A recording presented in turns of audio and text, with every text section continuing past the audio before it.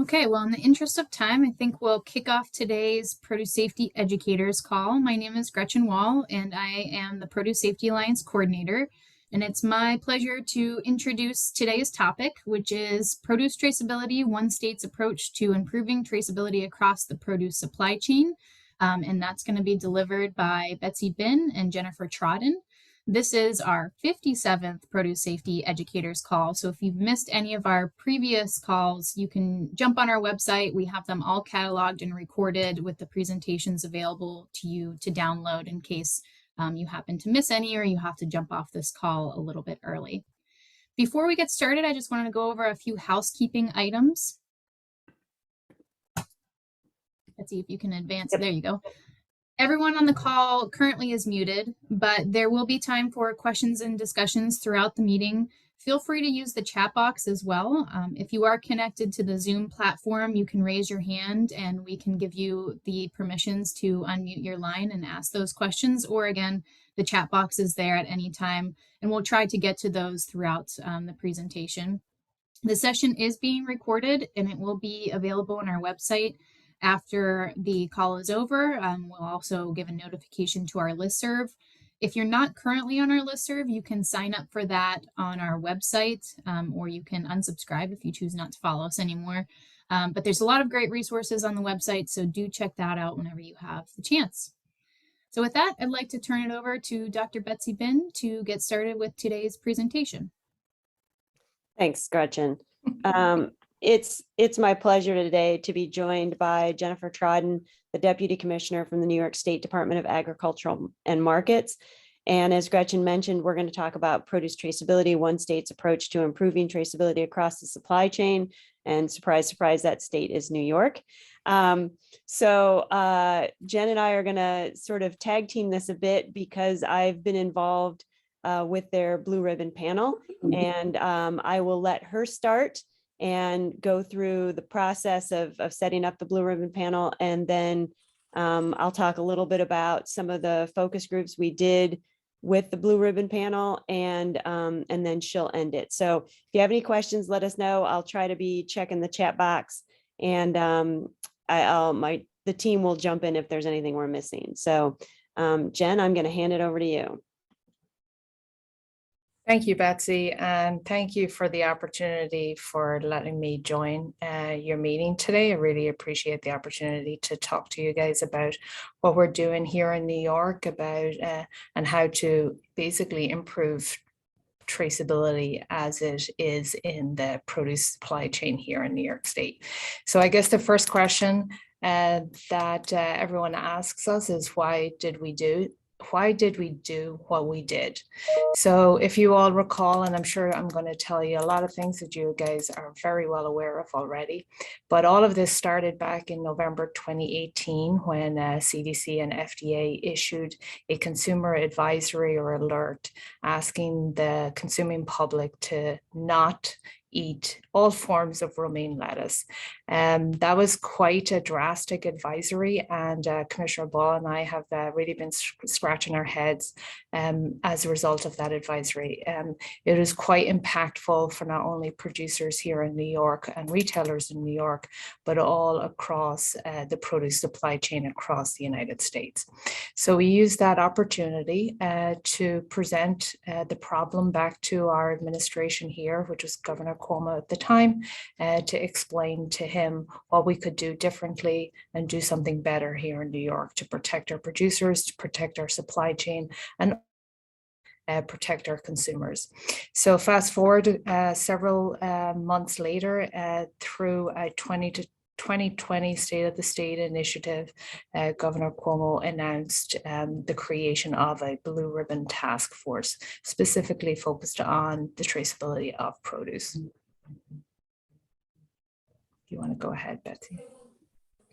So that proposal was called Support the Growth of New York Farms with new produce traceability support. So the governor announced this commitment to making New York a leader in agricultural practices and safety. He made that commitment actually several years before that through the creation of a program called New York State Grown and Certified. And that program was created to identify and promote New York producers who adhere to New York's food safety and environmental sustainability practices. Again, with that ultimate assurance that the consumer, when they do buy food that's made here or produced here in New York, that it's produced at a higher standard. At the time, the FDA did not require and still does not require trace back or trace forward for produce. And then unlike manufactured products, which are traceable through serial numbers, consumers generally cannot identify where fresh produce was grown. As a result of that advisory in 2018, some changes have been made through the Leafy Green Action Plan, but again, that's just voluntary in nature. So we convened at the governor's request this Blue Ribbon Task Force on produce traceability, again, to analyze and recommend operating standards for New York growers, producers, and retailers, again, providing consumers more information about the source of their food, where it comes from, and to expedite investigations of foodborne illness.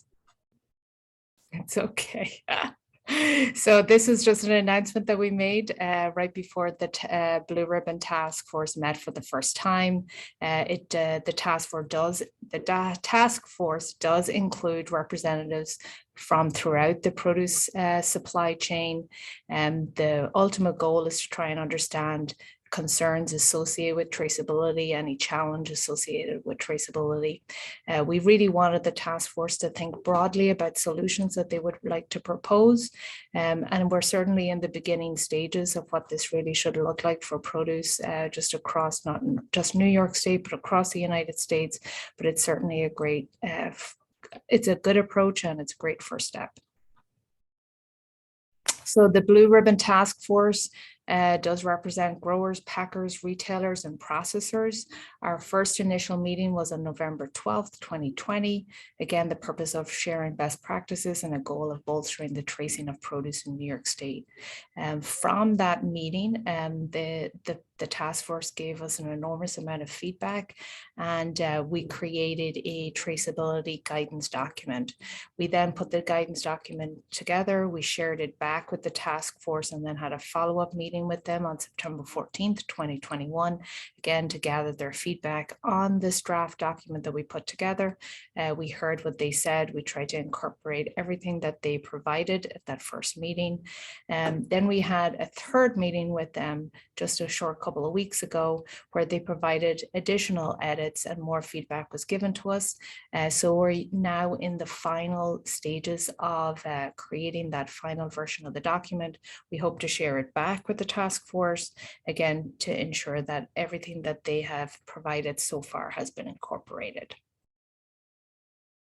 Prior to the first meeting, we really wanted to make sure that we knew that prior to the first meeting, let me back up. We created this survey, and the survey questions, Betsy will certainly go into further. But the idea of the survey was to really kind of get our heads around where they were in a traceability system. If they had a traceability system in place already, how does it communicate with others throughout the supply chain? What were the barriers or challenges with creating a traceability system, whether they'd like to see something that was more mandatory in nature or voluntary. The approach that they're using right now is voluntary in nature. So this was all just feedback that we needed to hear from them prior to the first meeting. And then during this entire time, FDA actually, through a Federal Register notice, announced this notice that you see here on the screen. It's called Requirements for Additional Traceability Records for Certain Foods. In that announcement, they identified 16 different foods that they would like to propose creating these additional traceability records for. Of the 16 foods, 9 of them are associated with produce or a commodity that's related to produce. So the proposed rule, as I'm sure you guys are all aware of, did limit the foods that are covered by the proposed rule based on risk. Some people have concerns that it has that limitation associated with it. Others are thankful that it is based on risk. And honestly, it is better to have something than nothing at all. Or is that a question? Who knows? But it is certainly a step in the right direction, and it's certainly a great first step. It does include biological hazards and acute chemical toxins that present an immediate public health risk. The comment period is closed at this moment in time, and I don't have any idea of when the rule will be final, but I'm sure we will circulate any updates if in the event that FDA makes a decision on this. But overall, it's important, even through the initiative that we have going on in New York State and this food traceability proposed rule, that the produce industry across the United States move forward in the interim. I'm sure Betsy will go into some of the comments that we heard from the task force when we were meeting them a couple of times. But the general consensus is that when an investigation does occur, documentation or records are essentially asked for as part of the investigation, either by the state regulatory staff or the FDA. So this is not a bad thing for folks to just kind of understand that traceability is important, and it's good for them to kind of change or tweak their business model to be able to incorporate some type of traceability system. Also at the same time, FDA announced a challenge, and as part of their new era of smarter food safety, this challenge is called Low or No Cost Tech Enabled Traceability Challenge. On September 13th, 2021, they announced that 12 winners or 12 people won this challenge. And then they launched this challenge not only as part of their new era of smarter food safety, but also part of the America Competes Reauthorization Act of 2010, or Competes Act. There were over 90 submissions as a result of this challenge, and they came from all across the world. We did actually include the platforms from the 12 winners as part of one of the appendices that we have listed in our guidance document that we put together. Thought that would be important. It's relatable, and actually the timing worked out really well. Okay, so I think I'm going to take it from you now, right, Jen? Sure. All right. So what I really want to cover is the process that went through with the growers. As Jen showed you on an earlier slide, the process of pre-surveying, then actually having a discussion with the growers, processors, retailers, a whole swath of individuals from across the produce industry. And we started very broadly in talking about, how do you think the traceability system would positively impact your business? And I think it's always important to understand what motivates people. And we have a question at the end that talks more about motivating everybody across the produce sector, but being able to respond quickly when there's a recall, building consumer confidence. And here was an interesting one. There was a discussion about meeting expectations, because everybody sort of understands that consumers sort of assume this is already happening, right? So they don't always know actually what's in place at the time. So both building confidence, but also meeting those expectations.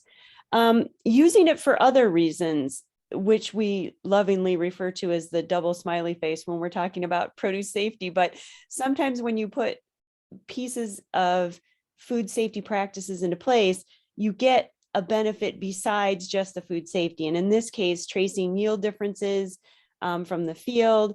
If there's a problem with quality, being able to trace that as well, meeting expectations for crop insurance and for third-party audits. So there's a lot of reasons to put traceability systems into place. And that was a really important piece, was to listen to all those different reasons. But then there's, of course, challenges.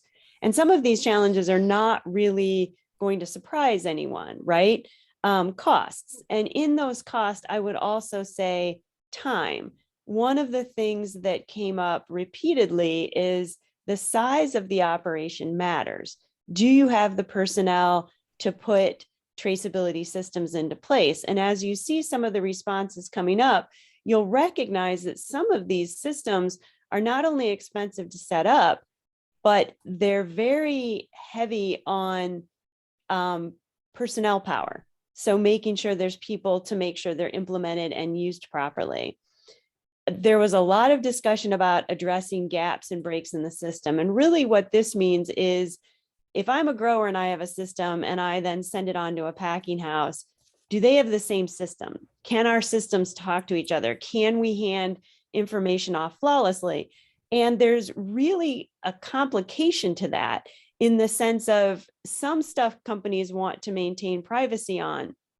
And so you have to be willing to share some information, but those systems at least have to be able to be linked up some way. And if you're starting with a paper system and then it flows into an electronic system, somebody has to then take all that paper information and put it into an electronic system.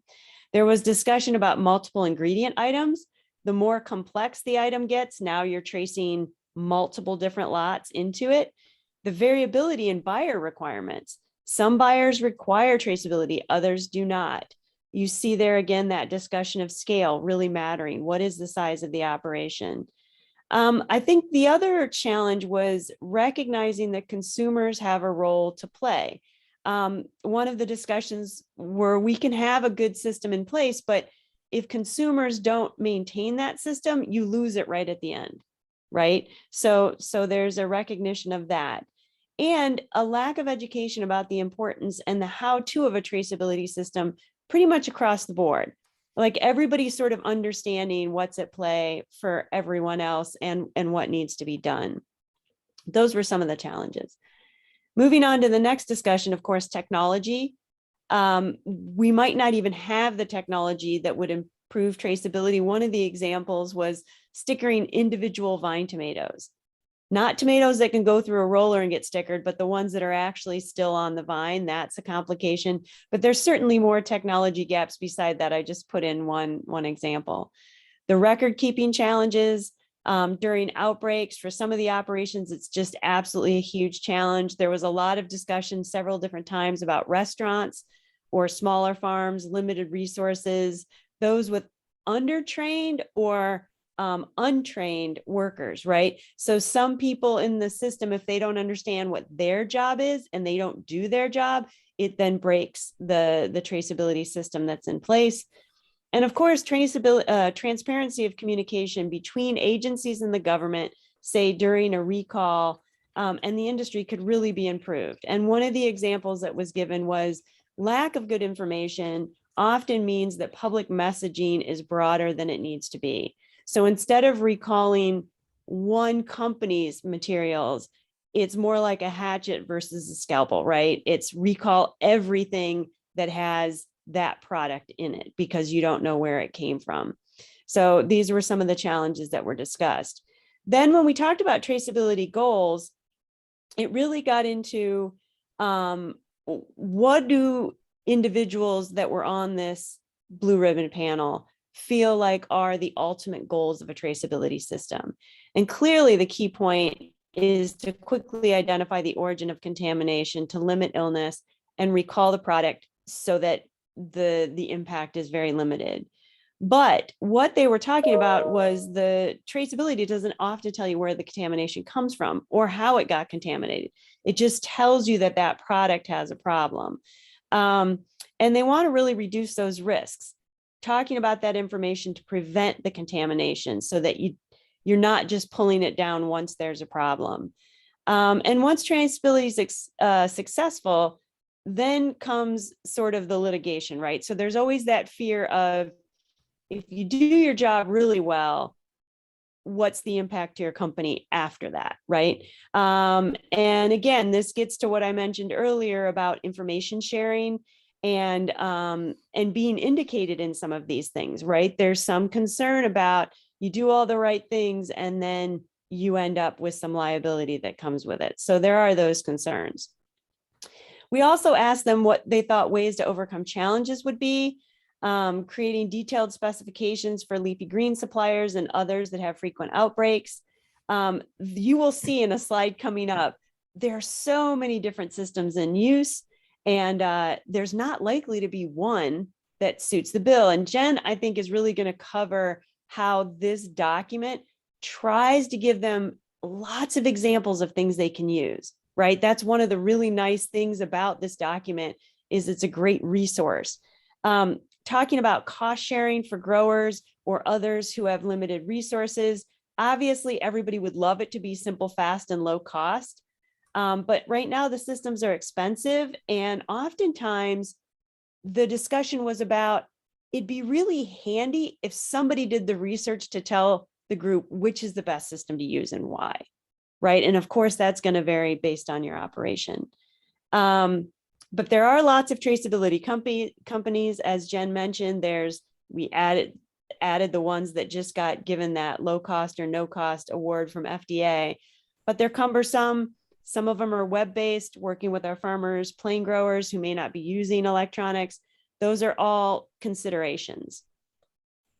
So another really interesting thing we asked of the group was, what are you currently using, and do you like it, or do you plan to change it?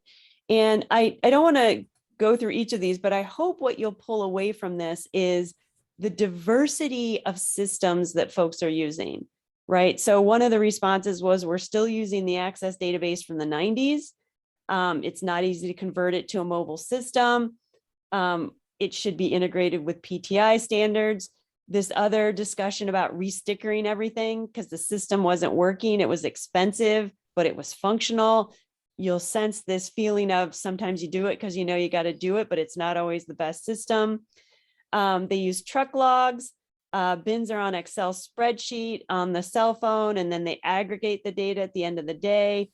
But again, had RFD readers in the past, but they did not work very well. Again, you can see another bullet point talking about that Access database. Works well, but there's another program that's barcode based for the orchards. So here you can see one operation having multiple different systems depending on the needs of the different areas of the company. And again, these are big challenges when you're talking about operations. So how did they think we should achieve traceability in the food system, and what did they think would motivate people to adopt traceability? Of course, consistent requirements across the industry. I think there is a real sense of wanting things to be fair. People recognize that we need to reduce the cost of entry to the market. Lots of folks felt like retailers were driving it at this point, but that there were smaller markets that are beginning to require it. And this comment made me just, when you think very broadly about this, food service is a whole other game, right? Think about what happens when all these products end up in restaurants and distribution. There's variability in farms and the markets. Again, that education across those things it needs to be more uniform. Consumers, you see that again, that was a topic that we discussed earlier. And really this second to the last bullet was a comment about taking control of the business to protect ourselves, right? I think everybody on the panel recognized the liability of not having a functional system in place and what that can mean. And again, this idea of needing education because all steps are important in achieving, accepting and dealing with the risks. So I must have gotten these out of order, but here's another traceability in your operation, like it or change it. This one, I just tried to highlight in bold some of these other systems: QuickBooks, Fishbowl, Shipper Office. The one I want to mention here is this one where they talk about FarmSoft. Again, I just put these up here so you got an idea of the suite of things people are using. You can see here in the second bullet, one of them was the full cost of rollout was under $20,000. It incorporates PTI, it handles payroll, it updates for New York specific laws and custom labels. So they felt like it was a real good investment. But this digital sequence information, which is the last bullet down here, they were using for a restaurant. And the raw ingredients were handwritten on the paper, which then forced the office personnel to manually enter it. And then sometimes they would catch when people in the stores were not following first in and first out. so they could alert them, but it still requires this interface of electronic and paper systems. And again, I just want to highlight some of the complexity there that folks are dealing with. So Jen, I think this is where I'm handing it back to you. Sounds good. So just to kind of pick this back up, after we received all of the feedback, facilitated those several meetings, had an excellent facilitator with Betsy, really a really engaged task force, I would say. They weren't shy with giving us information, which really meant that this was a pretty successful project overall. So based on their feedback, we put together this draft voluntary best management practices and protocols to strengthen the New York produce supply chain document. It's a very long name, of course, but it has a lot of information that we're covering in it.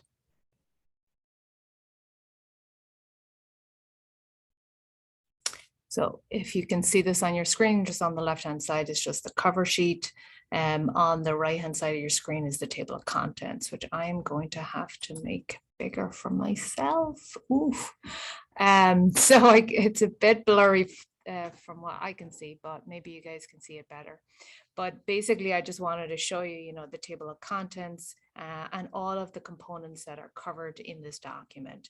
We try to make it as inclusive as possible. We try to identify, provide or include all of the feedback that we received. So we do have a list of contributors. We have a forward, which I think is my next slide. We do give folks an overview of what a traceability system is. Again, this is still very blurry. I don't know why, but and then the forward, just to kind of summarize what's listed there, is that, we really wanted to frame this as a guidance document. We did not want folks to walk away from this thinking that this was a regulatory required process that they had to follow. So we were pretty careful with the language that we included in the forward. Again, kind of setting the stage that this is a best management practice. This is purely guidance in nature. It's a good thing to do for a variety of different reasons, whether it is to reduce your liability or it is to improve your contribution to the produce supply chain overall. And then in the overview, again, we're just kind of setting the stage, explaining what traceability is, why it's important, why it's unique, and the benefits of contributing to the overall produce traceability system overall. Here we have, I just did a couple of screenshots just to kind of give you an idea of some of the information that's included here. But, we certainly will circulate the document once it's finalized. We do plan on issuing a press release on that, so I will be sure to share that with everybody. But here in the roles, why I listed this here is that I thought it was important for you just to see all of the different components that are part of the produce supply chain that we wanted to make sure we included when we created this document. So each of the members of the task force represent one of these folks that are listed here in the supply chain. And so their voice was heard, and the feedback that they provided was included, because they come, each of these folks come or approach this differently, and they have a different reason for why they're doing it the way they do it. And so that's why it was important for us to identify their roles, identify their participation, and identify their point in the supply chain and which parts of the supply chain they touch. We also identified, as Betsy talked about already, some of the challenges. So we were we felt that it was important to include that so people knew that, you know, this is not easy. Folks have shied away from it for years because it isn't easy. And why it's not easy, from what we've heard so far, is that each of the systems don't necessarily communicate with each other. There's no uniform system, whether it's a label that's non-uniform or it's the software that they're using that's not uniform. They just simply don't communicate. We then broke the traceability system down into kind of like a step-by-step process. The first process was that we were encouraging folks to create a flow diagram that identifies the flow of produce through their actual business.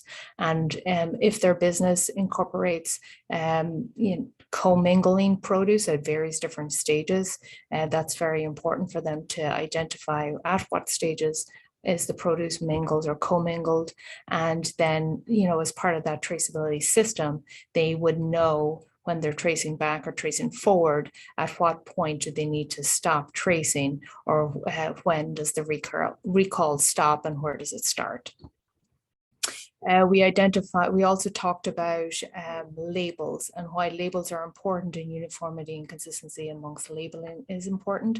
We included a variety of different labels from the folks on the task force. So they provided labels to us.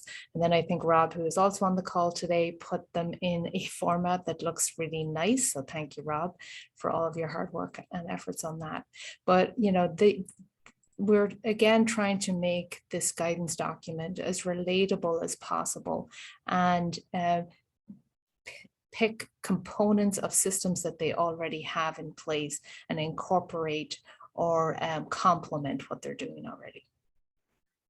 Jen, there is I can go ahead, but there is a comment in the chat box. Oh. Did the process consider challenges with FDA and, more importantly, the State Department of Public Health agencies to ID within a reasonable time frame the scope, scale of the suspected outbreak? Fresh produce is a major challenge for the agencies working within these constraints, coupled with the short shelf life for the produce. Did the next levels of supply chain, wholesale distributors, large retail chains, et cetera, actively engage and commit to being part of the process?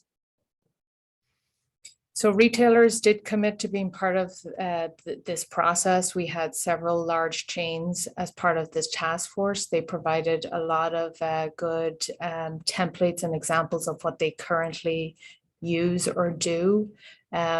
This again is just a guidance document. So we didn't really talk about how, if somebody was to investigate an actual outbreak, which part or which party contributes to that investigation or outbreak. We did hear or receive some feedback that I mentioned already, that, you know, when state regulatory officials or federal regulatory officials come in and are doing an investigation, records are something that is expected. Records are something that they do ask for. So although they're not necessarily a regulatory requirement, it does assist with the outbreak investigation.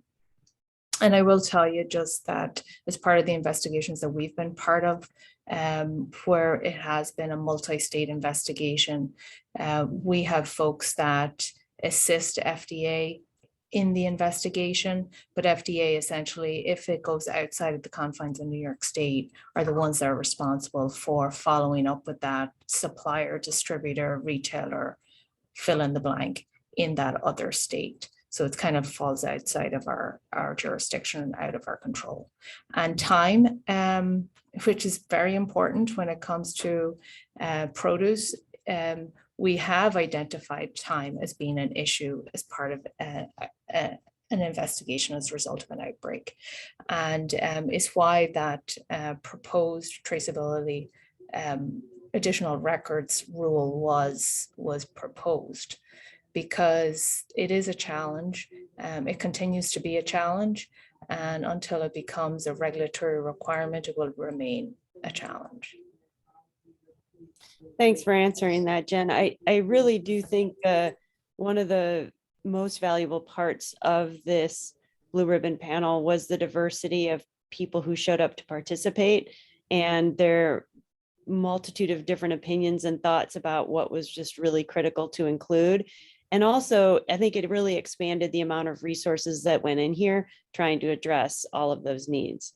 So thank you for that. I'm going to advance the slide. Okay. Sure. Okay. So here I just wanted to give you you guys a kind of a screenshot of additional resources that we included. So this document, I think, ends up to be 45 pages, including all the appendices. But so it's not going to include every single component of every different system that's possibly out there that encompasses tracking and tracing produce. So why it doesn't include all of those components is that it would have been an extraordinary large document that people probably would not read. So we felt that it was more important to make it usable and make it more user-friendly, something that's easy to follow, something that people can relate to. And then if they want to get into any of these specific topics a little bit deeper, they can certainly click on all of these links to all of these more comprehensive documents that have been created on this particular subject. And then on the right-hand side of the screen are just a list of the appendices that we put together.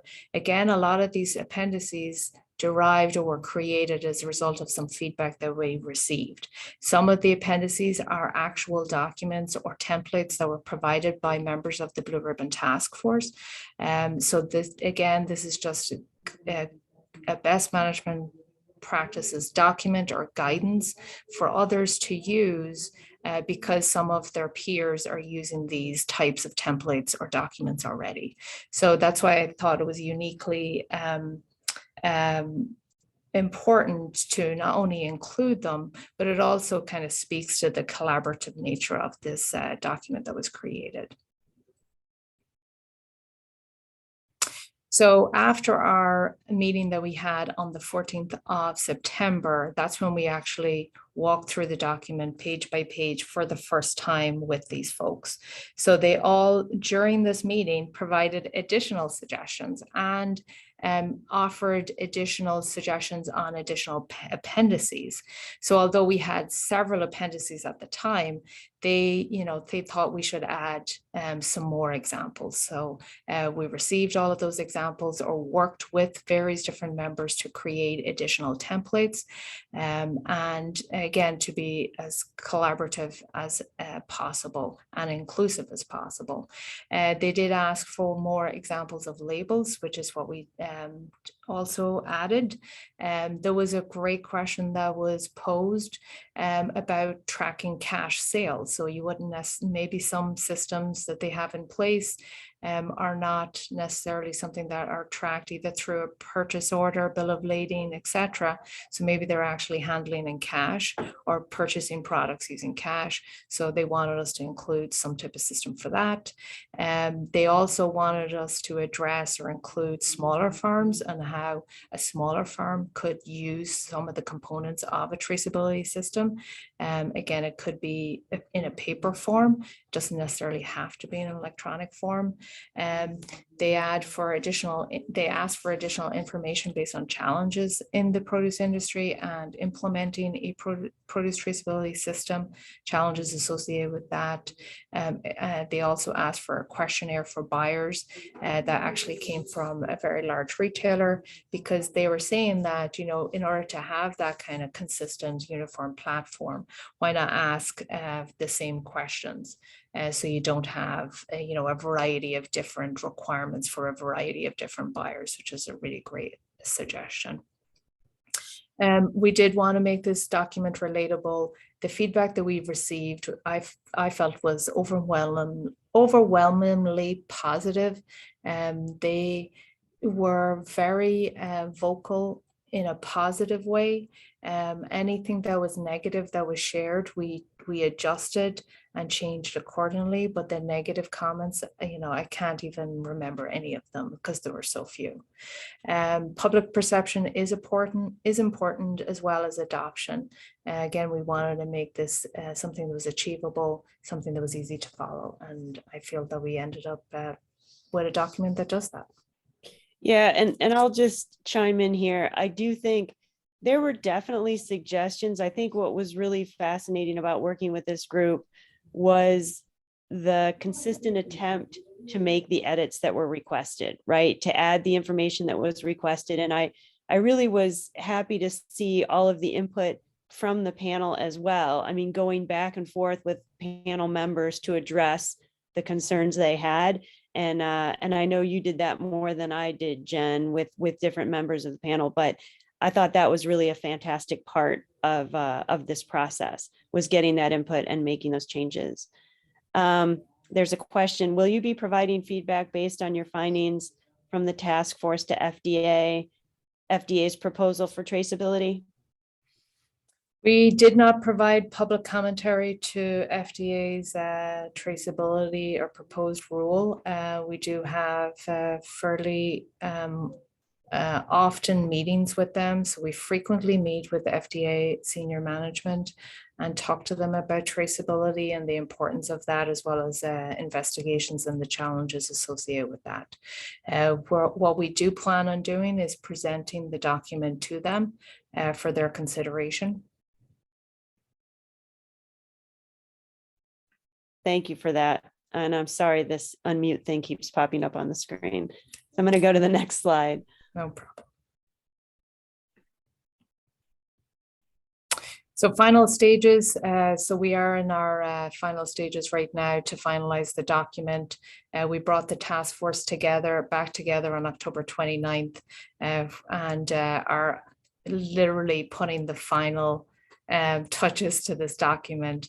It has really been a really great process, and we can't thank this task force enough for all of their input, their feedback, and their collaborative the collaborative approach that they used, and the all of their information was extremely valuable, and we really wouldn't have been able to create this without their input.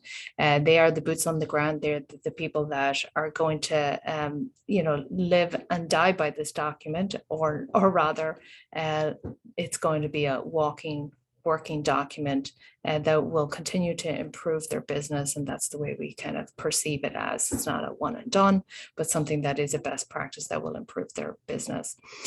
So we did put a caveat in here that it is a guidance document, but we did want to make sure that, and I'm sure you guys recognize this, that although traceability is not a regulatory requirement, and although there are some foods that are listed on FDA's food traceability list, we felt the need to make sure that folks understood that things do change in the regulatory world.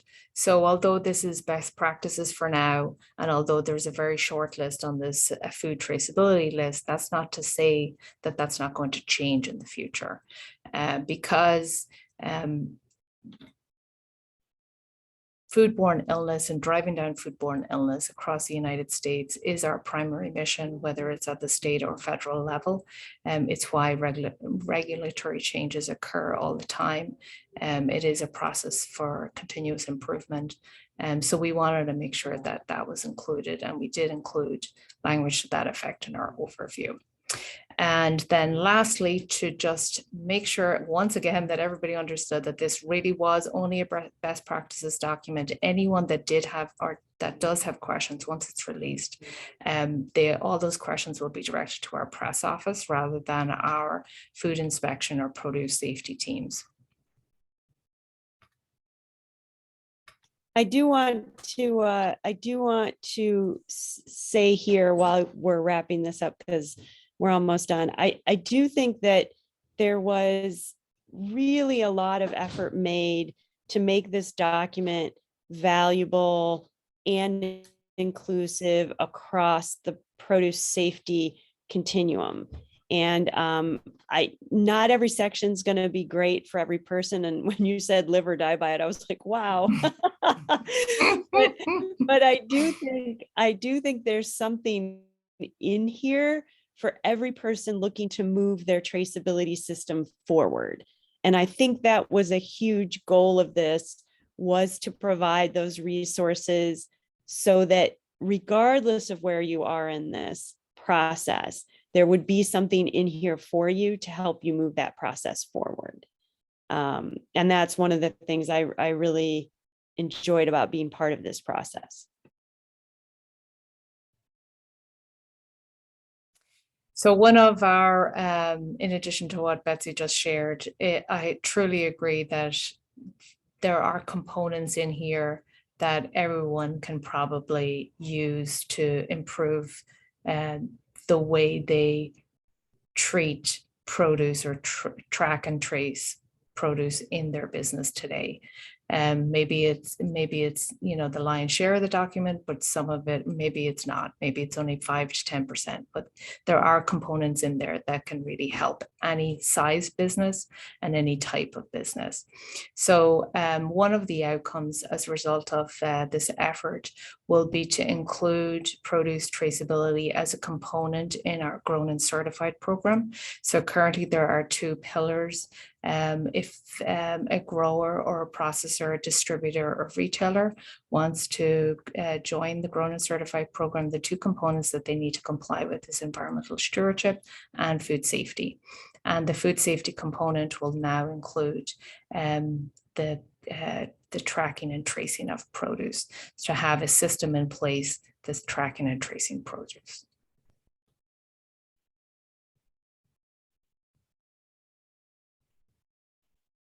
So with that, we've come to the end of our presentation, and I really want to thank Jen for joining. We're happy to take questions. I know Mike has been putting some in the chat box, and we welcome more comments or questions in the chat box.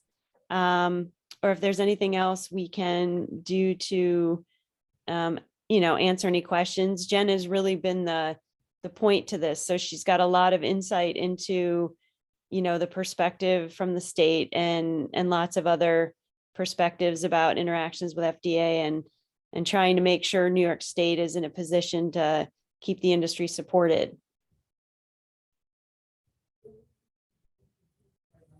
So I'll pause here for a moment and see if we get any more questions in the chat box. Do I understand that the report is still in review and will be released later? Yes, so the guidance document is in its very final stages. So what we would like to do is share it back to the task force, or share it with the task force this one last time. If there are any additional edits that they want us to make, they are free to edit them or provide, commentary on them. The reason for the last chance review is that we did add, I would say, 3 or 4 additional appendices as a result of that last meeting. So we want them to just, have a chance to see it other than just on a, flash on a screen for a couple of seconds. So these edits were theirs that they asked us to make, and we want to make sure that we got it right. And, this would be their chance to do that. Once it is finalized, we do plan on issuing a press release so that it's more widely understood. We do plan on hosting a couple of webinars again to the industry to first of all let them know that it is a guidance document, so it's truly a best practices document, a good thing for them to do. It will help those that are handling the types of commodities that are listed in that proposed rule. It will help those folks. When that rule, if that rule comes into effect the way it's written today, and additional changes are not made, it certainly will give them kind of like a leg up on being able to comply with that whenever that implementation occurs. So again, just to make sure that people are aware of the document, aware that this is a process that they can follow. I think the list of just the software types that we have included in one of the appendices, I think we have almost 40 different types. Betsy went over a couple of them, but again, it would give them a chance to look into those types of software programs, see if they're going to, work with their business, if they're affordable, as well as the additional 12 low cost tech-enabled types that were part of that challenge the FDA put together. So those are listed as well. And then what's important about, specifically the software examples that we gave, we got some feedback on these software examples, from some of the folks on the task force that list the, how user-friendly they are, if they would recommend them or if they would not recommend them, which is more important. So we didn't want to necessarily put one type forward. We wanted to just have it available, all shapes and sizes, all costs across all platforms, because some of them do multiple things, others only do one or two different things. So I think that was a pretty, that was good feedback that we got from the group as well. Yeah, and Jen, there's a note from Robert in here. Will there be public hearings or listening sessions for more farmer input? Need their buy-in, if any chance for this to work? I think you've talked about, you just mentioned that you're planning on doing webinars to roll it out. I don't think there will be a lot of focus on making changes to the document, but I think there will be a focus on sharing it. Is that correct? That is correct. Yeah. Yeah. And I think, again, important, it's guidance. You're right. It's not a requirement. It's really just meant to be a resource for moving everybody forward. Mm-hmm. Yeah. All right. Any other questions? We'll pause again to see if any more come in. I really appreciate folks putting comments. We got a comment. Great work. Thanks for sharing. And another thank you. All